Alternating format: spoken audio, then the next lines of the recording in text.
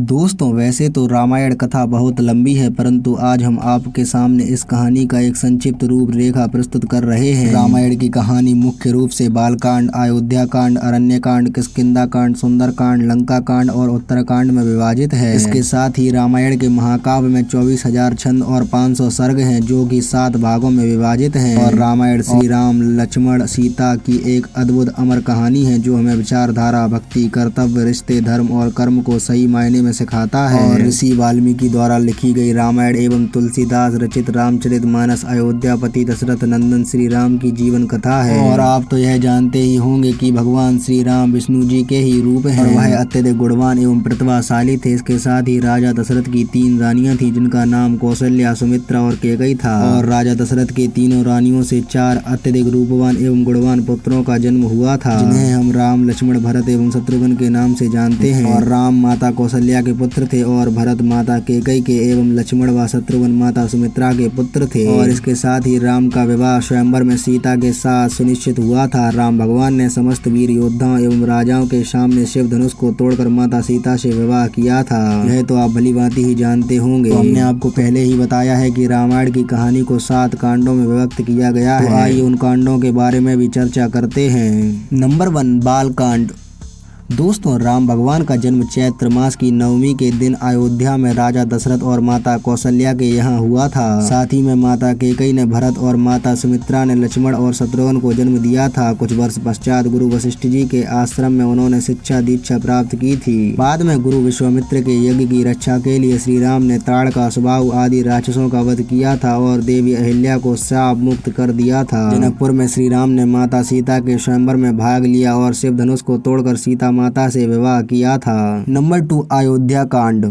दोस्तों, राम सीता विवाह के उपरांत राजा दशरथ ने राम के राज्याभिषेक की घोषणा की थी, परंतु तभी मंथरा द्वारा भड़का दिए जाने के कारण रानी कैकेयी ने राजा दशरथ से उनके द्वारा दिए गए उन 2 वचनों को पूरा करने को कहा था, जिन्हें एक बार रानी कैकेयी द्वारा राजा दशरथ के जीवन की रक्षा करने के प्रतिफल के रूप में राजा दशरथ ने कैकेयी को दिया था। मंथरा के कहे अनुसार कैकेयी ने 2 वचन मांगे थे, एक राम को 14 वर्ष का वनवास और दूसरा भरत का राज्याभिषेक। इसके साथ ही राजा दशरथ द्वारा दिए गए वचन की पालना करते हुए श्री राम, माता सीता व लक्ष्मण सहित वनवास के लिए निकल पड़े थे। वहीं दूसरी ओर राजा जनक की राम के वियोग में और श्रवण के माता पिता द्वारा दिए गए शाप के प्रभाव से मृत्यु हो गई थी। भरत राम को मनाने वन की ओर चले एवं राम भरत मिलाप हुआ। इसके साथ ही भरत ने राम से अयोध्या लौट चलने के लिए कहा था, परंतु राम ने मना कर दिया था एवं भरत को अपनी चरण पादुकाएं समर्पित कर दी थी। भरत जी पादुकाएं लेकर अयोध्या लौट आए व तपस्वी के वेश में अयोध्या से बाहर कुटी बनाकर रहने लगे थे। और इसके साथ ही भरत राम की पादुका ले आए थे और राज सिंहासन पर विराजमान कर दी थी।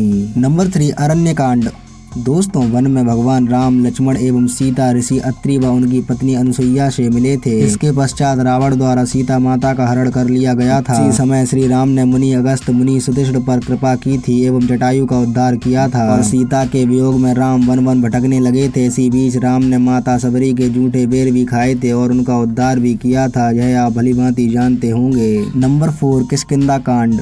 दोस्तों, सीता माता को खोजते समय श्री राम जी की मुलाकात सुग्रीव, हनुमान और एवं समस्त वानर सेना से हुई थी। भगवान ने सुग्रीव की सहायता के लिए बाली का उद्धार भी किया था और तब सुग्रीव और उनकी सेना की मदद से सीता माता की खोज में निकल पड़े थे। नंबर 5, सुंदरकांड। दोस्तों, सुंदरकांड में हनुमान जी सीता माता की खोज में लंका गए थे और वहां सीता माता से मिले थे। इसके पश्चात हनुमान जी सीता माता से मिलकर अपनी पूंछ से लंका में आग लगा दी थी और रावण के भ्राता विभीषण राम की शरण में आ गए थे। और राम ने समुद्र का घमंड शांत कर दिया था और तब हनुमान व अन्य वानरों ने समुद्र में राम नाम के पत्थर तैराकर समुद्र पर सेतु का निर्माण किया था। नंबर 6, लंका कांड। दोस्तों, श्री राम व उनकी सेना सेतु मार्ग से लंका पहुंची थी और राम ने अंगद को दूत बनाकर रावण के समक्ष संधि के लिए भेजा था, परंतु रावण ने अपने घमंड के आगे राम की आज्ञा नहीं मानी थी। इस समय युद्ध की घोषणा भी हो गई थी। भयावह युद्ध प्रारंभ भी हो गया था और रावण द्वारा अपने समस्त वीर एवं बलशाली योद्धाओं को रणभूमि में भेजा गया था, परंतु सभी राक्षसों को राम व उनकी सेना ने परास्त कर दिया था एवं लक्ष्मण व मेघनाथ के युद्ध में लक्ष्मण को बाण लग गया था और उनके उपचार के लिए हनुमान जी संजीवनी बूटी लेने गए थे। तब लक्ष्मण ने मेघनाथ का एवं राम ने कुंभकर्ण जैसे राक्षसों का वध किया था। तत्पश्चात श्री राम एवं रावण के मध्य भीषण युद्ध हुआ था और युद्ध में राम भगवान ने रावण को परास्त कर विजय प्राप्त की थी। तब विभीषण का राज्य अभिषेक भी हुआ था और सीता माता को लंका से लाया गया था एवं अपनी पवित्रता साबित करने के लिए उन्हें अग्नि परीक्षा देनी पड़ी थी और अंत में पुष्पक विमान द्वारा श्री राम, माँ सीता एवं लक्ष्मण वानरों सहित अयोध्या पहुँचे थे।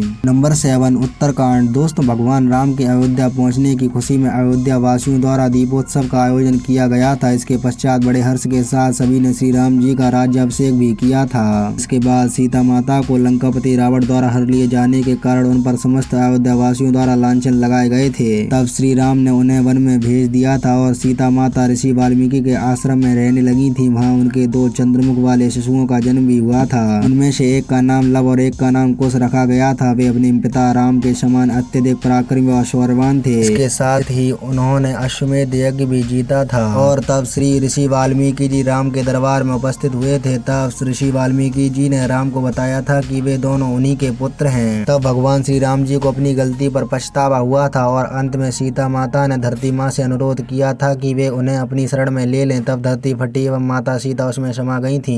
तो दोस्तों, इस तरह से वाल्मीकि कृत रामायण 7 कांडों में पूर्ण हुई। और आप तो यह भलीभांति ही जानते हैं कि रामायण हिंदू धर्म का सबसे पवित्र ग्रंथ माना जाता है, जो हिंदुओं के लिए प्रेरणा स्रोत है। और हिंदू धर्म में रामायण को मर्यादा पुरुषोत्तम श्री राम का स्वरूप भी माना गया है। तो उम्मीद करता हूँ दोस्तों, आपको संपूर्ण रामायण की संक्षिप्त कहानी जरूर पसंद आई होगी। और अगर आप ऐसे ही ज्ञान संबंधी नॉलेजेबल वीडियो देखना चाहते हैं तो आप हमारे चैनल को सब्सक्राइब कर सकते हैं, क्योंकि हम अपने चैनल पर ऐसी ही नॉलेजेबल वीडियो लाते रहते हैं। और दोस्तों, अगर आपको वीडियो से थोड़ा भी ज्ञान प्राप्त हुआ हो तो हमारे वीडियो को लाइक भी कर देना। तो मिलते हैं नेक्स्ट वीडियो में, तब तक के लिए जय श्री राम, जय श्री महाकाल।